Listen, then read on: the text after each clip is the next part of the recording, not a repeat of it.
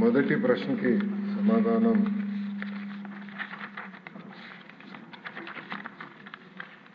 మొదటి విడత కింద 15,713 పాఠశాలల్లో ఈ కార్యక్రమం చేపట్టడం జరిగింది.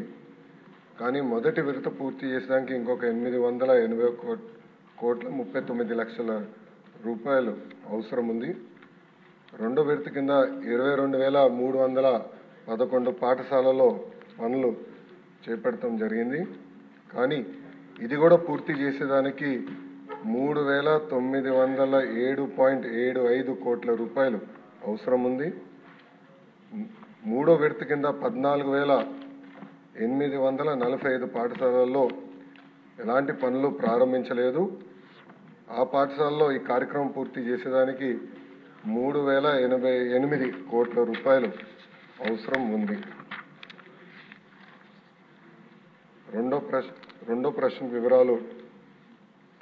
నిధులు కేటాయింపులు ఖర్చులు ఎనెక్షర్ 1లో జతపరిచాం. మూడో ప్రశ్నకి సమాధానం గత ప్రభుత్వం 900 కోట్ల రూపాయలు పెండింగ్ బిల్స్ పెట్టడం జరిగింది. ఈ కార్యక్రమం పూర్తి చేసడానికి 7,877 కోట్ల రూపాయలు అవసరం ఉంది.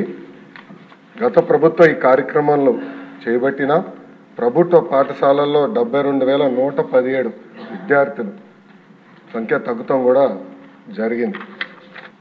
డి ప్రశ్నకు అధ్యక్ష శ్రీ వి వెంకటరామరెడ్డి గారు అడ్వకేటు 27/11/2023లో ఒక పిటిషన్ వేస్తాం జరిగింది. ఆ పిటిషన్కి సంబంధించిన ప్రాథమిక దర్యాప్తు రిపోర్ట్ ఎండి ఏపీఈడబ్ల్యూఐడిసికి వస్తాం జరిగింది. కానీ ఫైనల్ రిపోర్ట్ ఇంకా రావాల్సిన అవసరం ఉంది. ఈ ప్రశ్నకి సమాధానం ఫైనల్ రిపోర్ట్ వచ్చిన తర్వాత యాక్షన్ తీసుకుంటాం అధ్యక్ష.